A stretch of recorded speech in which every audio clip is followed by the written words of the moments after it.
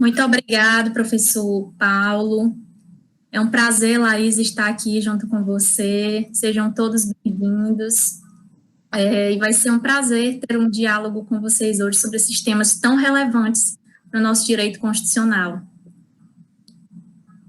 Boa tarde a todos e a todas. Obrigada, professor Paulo, pelo convite para participar desta live, desta transmissão. É com imensa satisfação que eu estou aqui hoje junto com a nossa colega Érica e juntamente com o senhor, nós possamos conversar acerca da temática proposta. Muito obrigada. Sejam muito bem-vindas. Vai ser realmente muito agradável conversar com as senhoras sobre este tema. E já está se tornando, vamos dizer assim, uma tradição na nossa disciplina do mestrado, principalmente nesse período em que estamos vivendo, concluir as nossas disciplinas do programa com uma live em que os nossos alunos eles demonstram para a sociedade em geral os conhecimentos que foram adquiridos durante a disciplina. No caso aqui, na disciplina sobre sistemas federais comparados, disciplina que as professoras elas cursaram este semestre no programa de pós-graduação em Direito em Instituição de Sistema de Justiça. São profissionais já da área do direito, o mestrado, elas estão apenas aprimorando ainda mais os seus conhecimentos, estão agora se envolvendo com as atividades de pesquisa de maneira muito mais profunda. E eu faço uma pergunta agora dirigida especialmente à professora Érica. Como é que a senhora percebe, como é que a senhora vê o fenômeno constitucional no século XXI? Ainda há espaço para o desenvolvimento do projeto constitucional? Começou ali a ser traçado entre os franceses e os americanos? Sim, professor, e eu faço uso agora dos conhecimentos que nós obtivemos na disciplina, as contribuições, especialmente do professor Bruce Archman, quando ele traz na sua obra intitulada Nós, o Povo Soberano. Inclusive, esse título ele é um ponto-chave para nós compreendermos, inclusive, as contribuições e o papel do próprio direito constitucional na atualidade. Então, o Estado, ele sendo criado com esse intuito de manter essa coexistência pacífica entre os cidadãos, né, sendo regulada essa coexistência pelo direito e sendo o povo o detentor desse poder, né, o povo, que é uma união de pessoas com culturas diferentes, interesses diferentes, e a soberania, que é o exercício desse poder, no qual o povo é o detentor. É muito interessante observar que todos esses conceitos, eles se casam com o que esperamos de uma Constituição, ou seja, a Constituição, o direito constitucional, ele é mais do que nunca um protagonista em todo esse cenário, principalmente por ser, não somente por ser um ato normativo estrutural de um Estado democrático de direito, mas por ele exercer essa função principal de regulação social, de vetor de legalidade, e também como uma espécie de confluência de todos esses interesses plurais que a sociedade, especialmente na atualidade, né, do nosso século, exige. Então, o direito constitucional, ele mais do que nunca é um protagonista, ou deveria ser, né? Perfeito. Obrigado, professora Laís, ou professora Érica. E agora eu me dirijo à professora Laís, que se dedicou com muito mais interesse por um grande constitucionalista brasileiro, no caso, Rui Barbosa, que teve uma grande influência na nossa primeira Constituição republicana. A partir de uma leitura, professora Laís, do Rui Barbosa, que associação nós podemos fazer entre Constituição e dinâmica social? Tanto mais porque o Rui Barbosa ele se inspirou grandemente no sistema americano. Será que, de alguma maneira, ele não esqueceu a dinâmica social brasileira? Professor, o questionamento é pertinente e a gente, no decorrer da disciplina, nós tivemos a oportunidade de ler várias obras e que a gente constatou que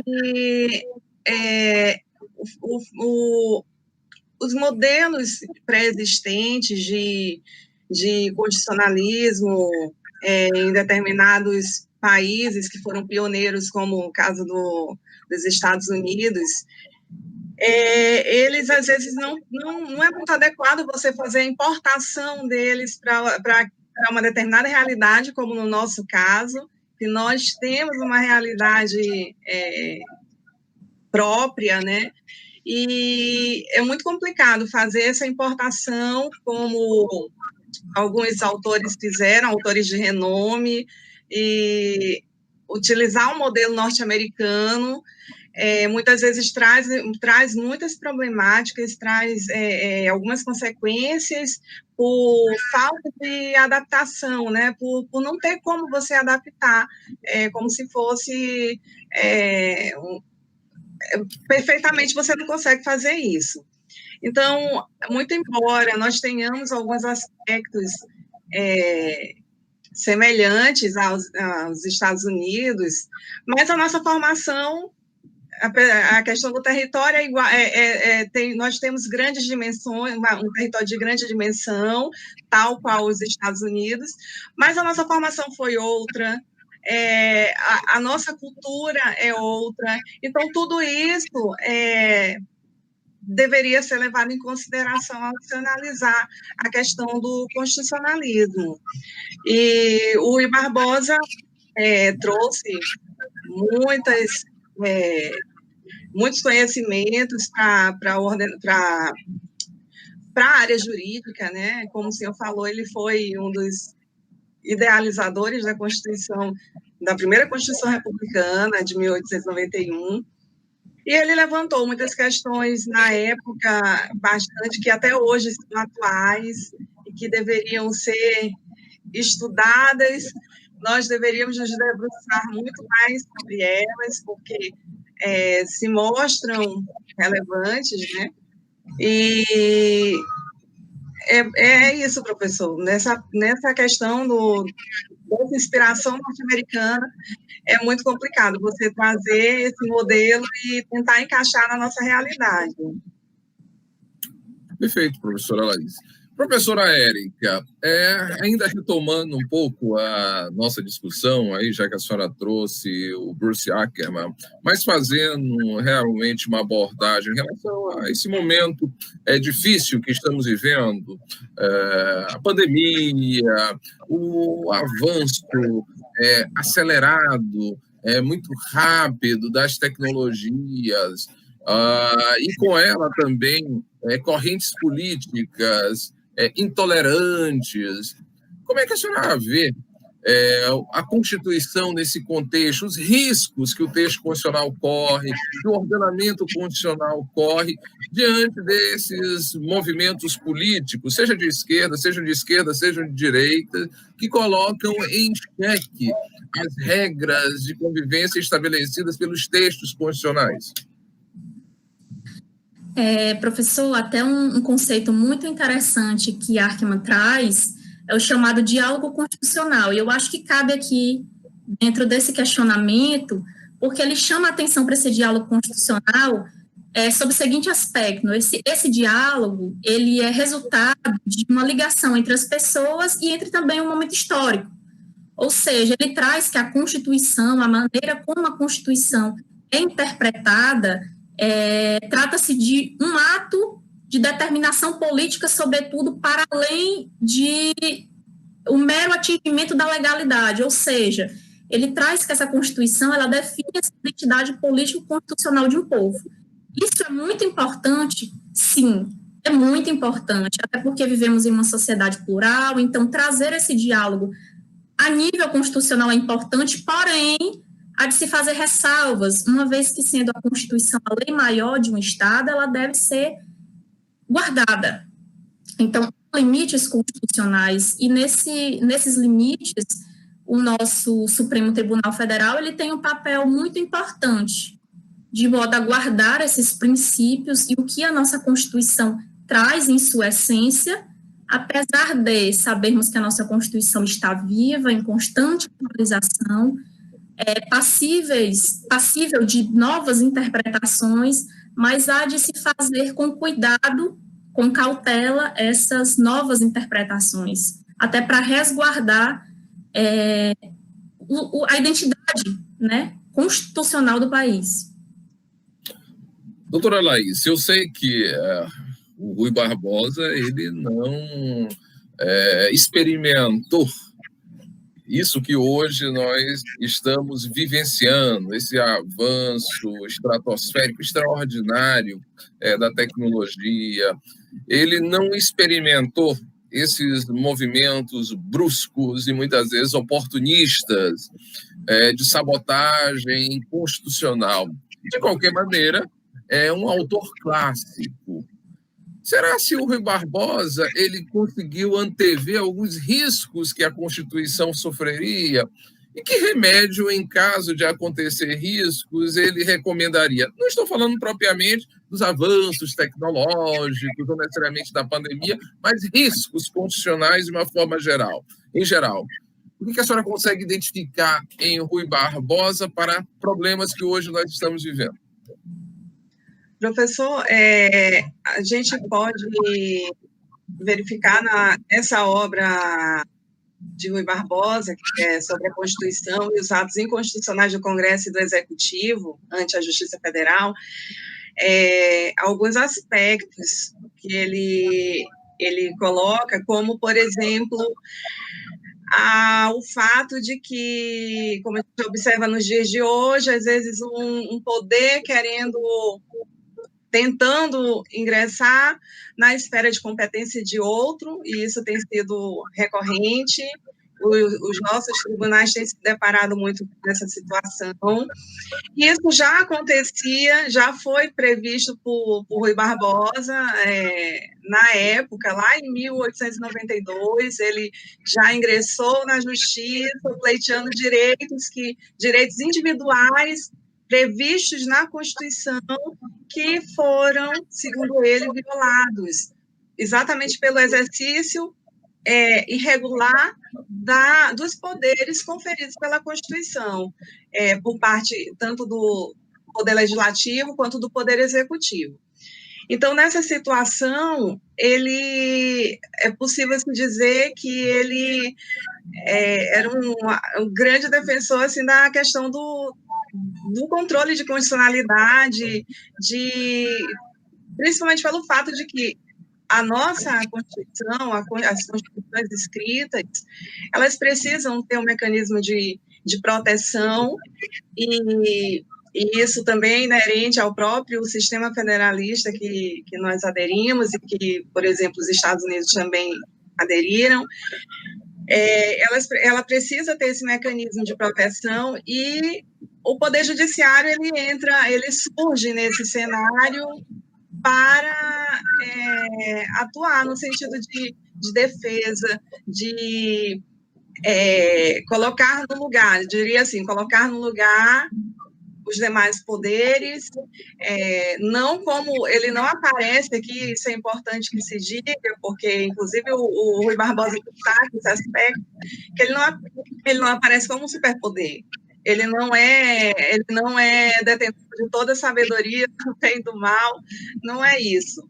Mas ele é colocado com essa função, ele foi alçado na Constituição pelo Poder Constituinte com essa função, com essa finalidade de preservar os direitos individuais, os direitos fundamentais, melhor dizendo, previstos na Constituição. E tem uma passagem bem interessante também que o Rui Barbosa coloca, nos traz, e lembrando, salvo engano, essa passagem até faz menção aos federalistas, né, que nos relembram toda essa questão de como, da fundação do federalismo, e que ele fala o seguinte, que nós temos a lei da supremacia da Constituição, acima dela nós teríamos os direitos fundamentais, as liberdades individuais, salvo engano, é mais ou menos isso que ele nos traz. Então, é interessante essa questão do Poder Judiciário, a atuação do Poder Judiciário para conter possíveis possíveis atuações que extrapolem aquilo que a Constituição predefiniu para os demais poderes. Muito bem, doutora Laís. E agora eu aproveito um gancho sobre liberdades individuais, liberdades públicas, liberdades ou direitos fundamentais citados pela senhora e pergunto à professora Érica qual o futuro dos direitos fundamentais, das liberdades públicas, a partir de uma leitura de um Bruce Ackerman, cuja preocupação fundamental é não somente garantir os direitos dos cidadãos, já que ele é o titular, os próprios cidadãos são o titular da soberania, mas necessitam de uma estrutura de articulação para garantir esses direitos. Qual o futuro desses direitos fundamentais, afinal? Sim, professor. Um ponto que Ackerman chama a atenção é que, devido à nossa sociedade, que é livre, pluralista e que existem diferentes setores que reivindicam atenção e também defendem determinados temas e assuntos que vão desde a legalização do aborto ou da maconha. Ele chama atenção para esse ponto porque ele diz que isso dispersa a atenção dos cidadãos como um todo, porque normalmente as pessoas dedicam pouco tempo da sua vida política, da sua vida social, para tratar sobre esses temas, né? E ele diz que essa disputa natural por atenção das pessoas, isso é inerente ao ser humano, se traduz numa falta de consenso, ou seja, daí a necessidade da nossa democracia dualista, e que ela é compatível com essa necessidade de organização dos próprios cidadãos, ou seja, os cidadãos, eles, no seu cotidiano, eles não conseguem entrar em um consenso e nem se organizar, então, esse poder legislativo, essa organização política, ela pode refletir esses interesses sociais. Então, ele traz esse conceito da democracia dualista como importante para autodeterminar esse povo e atender às suas necessidades, e ele coloca uma frase muito interessante, que ele diz que essa organização histórica e política ela é capaz de romper com os erros do passado, alterar o presente e também determinar os rumos do futuro. Eu acho muito interessante quando ele faz essa colocação, defendendo essa forma de organização política. E aproveitando justamente essas colocações desenvolvidas pela professora Érica, professora Laís, a partir da obra de Rui Barbosa, como nós podemos, a senhora já fez uma referência ao controle de constitucionalidade e tal, defender de maneira mais concreta as liberdades públicas, os direitos fundamentais, nesse mundo em que estamos vivendo, em que as nossas liberdades estão sendo colocadas em xeque de maneira muito grave. Nós somos monitorados em todos os lugares, os nossos dados, todas as nossas informações. Quer dizer, o nível de liberdade hoje que nós temos, ele é praticamente insignificante se compararmos a outros períodos da história. Como é que nós podemos avaliar essa questão a partir de um Rui Barbosa ou da sua própria percepção de mundo? Professor, a gente percebe que, de fato, a nossa sociedade tem se modificado bruscamente, né, rapidamente, e muitas vezes nós nos encontramos ou temos o sentimento de que nós estamos desprotegidos, nós estamos tendo os nossos direitos violados diariamente, e assim, o que a gente consegue entender é que os poderes que foram constituídos, eles deveriam fazer essa defesa desses direitos e liberdades individuais. Só que muitas vezes eles o fazem ou não fazem, e quando fazem mal feito. É isso que eu quero dizer. E aí, a gente acaba, eu acredito assim, eu entrando já na obra da Érica, da questão do Bruce Ackerman, que haveria necessidade de que nós nos mobilizássemos, de que nós saíssemos dessa situação de inércia, de apatia política, de desinteresse, para que nós instássemos os órgãos, o poder político, que é quem supostamente nos representa, para que se pudesse modificar algumas situações e que nos conferíssemos uma maior proteção, porque quando a Constituição, quando o constitucionalismo surgiu, ele visou justamente isso, essa questão tanto da estruturação do Estado, mas também, até eu diria, com maior importância, a questão da proteção dos direitos e das liberdades individuais, porque isso é um temor que se tem desde os primórdios, desde que se tem conhecimento de que a gente tem as nossas liberdades violadas sem que se possa recorrer a nenhuma pessoa, nenhuma instituição. Então,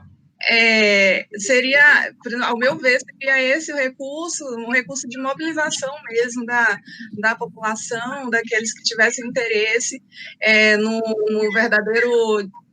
Eu sei que existiriam aquilo que os federalistas denominaram de facções, né, cada um defendendo seus interesses, mas no decorrer dessa defesa,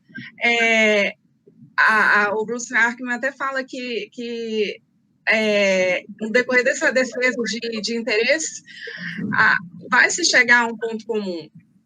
E, a partir daí, se poderia colocar em pauta determinado assunto para que fosse conferida a devida regulamentação, a devida atenção pelos poderes constituídos. Perfeito, doutora Laís. Uma pergunta mais para a professora Érica. Nosso tema, Constituição e Dinâmica Social, hoje na nossa live.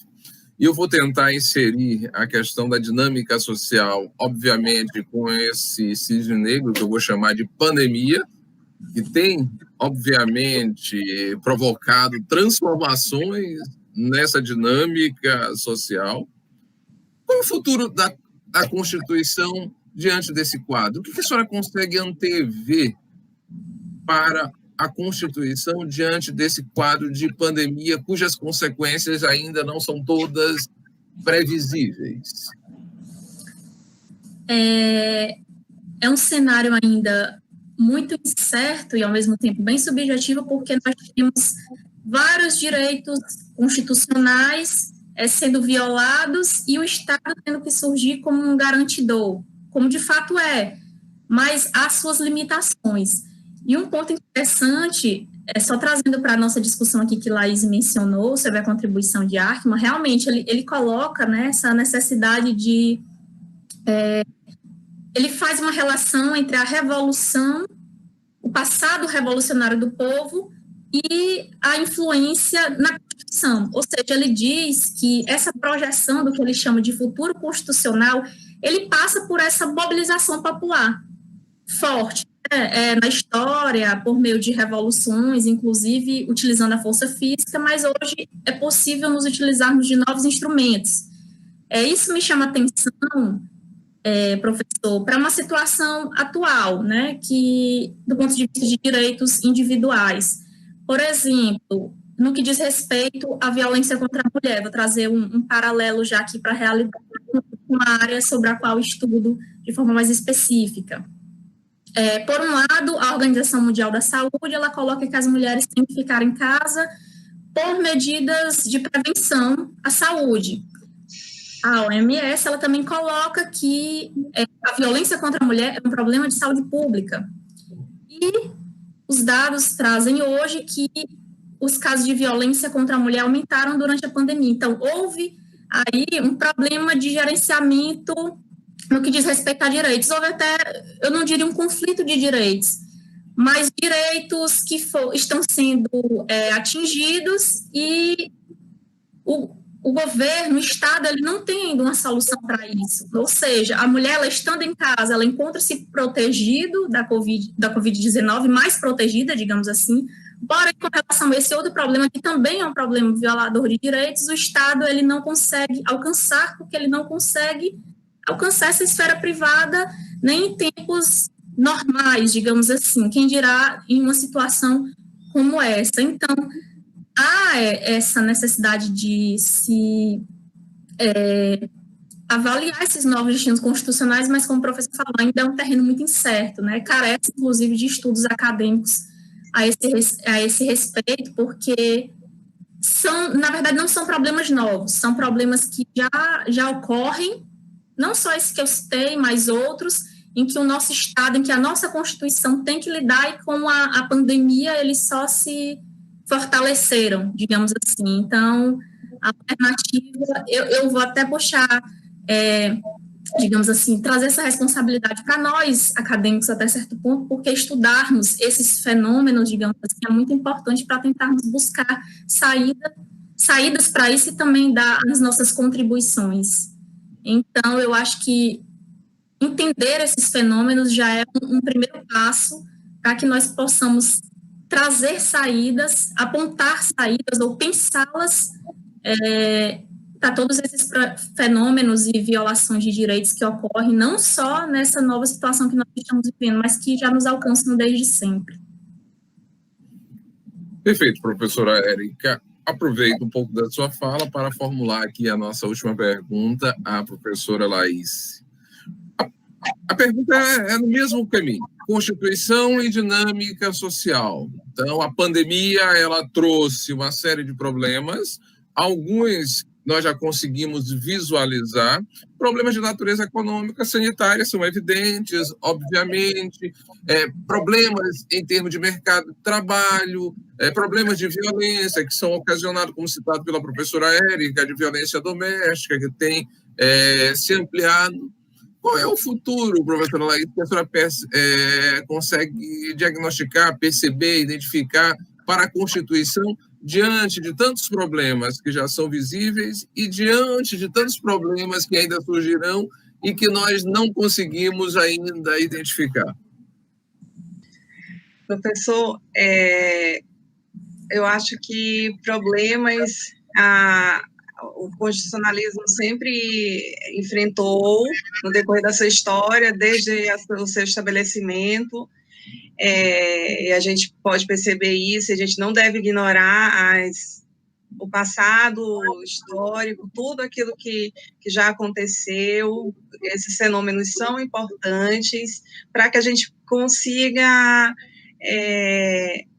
antever algumas consequências do que está acontecendo e do que ainda irá acontecer. Então, o futuro do constitucionalismo, eu acredito que vai passar por uma alteração considerável, porque, aparentemente, ele já não consegue atender às demandas sociais atuais. Dado esse cenário pandêmico, dado outras questões também que surgirão no futuro. Então, ele vai passar, assim, por uma modificação. Eu não sei dizer se para melhor ou se para pior, mas eu, assim, como percepção mesmo, a gente vê, algumas vezes, algumas instituições sendo enfraquecidas, ao invés de serem fortalecidas, né, que como se almeja dentro de um constitucionalismo regular, e isso é bastante ruim, é temerário, é muito complicado mesmo, e isso enfraquece a nossa base, né? O fato dessas instituições estarem sendo afetadas. Não só isso, os direitos sendo violados, uma espécie de balbúrdia social, onde cada um por si, Deus por todos, e todo mundo fica assim, digamos que à deriva, né? Mas eu acredito que nós iremos encontrar no futuro alguma solução para essa situação e dessa questão agora, dessas modificações que nós estamos enfrentando, nós iremos tirar boas soluções no futuro, assim eu espero. Então, eu percebo que a professora Laís, ela é otimista. apesar de ela não saber exatamente que caminho nós trilharemos, mas ela ainda é otimista. Mas é importante ser otimista. Quero dizer à professora Laís e à professora Érica que foi uma grande alegria compartilhar com as senhoras este momento aqui na plataforma do Núcleo de Estudos de Direito Constitucional. Agradecer as informações, as ideias que trouxeram para aqueles que nos prestigiam e dizer e desejar às senhoras um ótimo Natal e um ótimo Ano Novo, e de muito estudo, de muita pesquisa, porque nós precisamos melhorar cada vez mais o nosso país. Se quiserem uma palavra final, professora Érica, professora Laís. Amém. Muito obrigada, professor. Obrigada, Laís, pelo companheirismo aqui ao longo desse semestre. E agradeço a oportunidade, os conhecimentos compartilhados, professor, e tudo de bom para todos nós e também para os nossos colegas que nos acompanham. Obrigada, professor, pela oportunidade, mais uma vez. Obrigada pelos seus conhecimentos também. Obrigada, Érica. E desejo também um bom final de ano para todos nós. Que Deus esteja conosco. Amém. Um grande abraço. Muito obrigado. Até Até uma próxima oportunidade.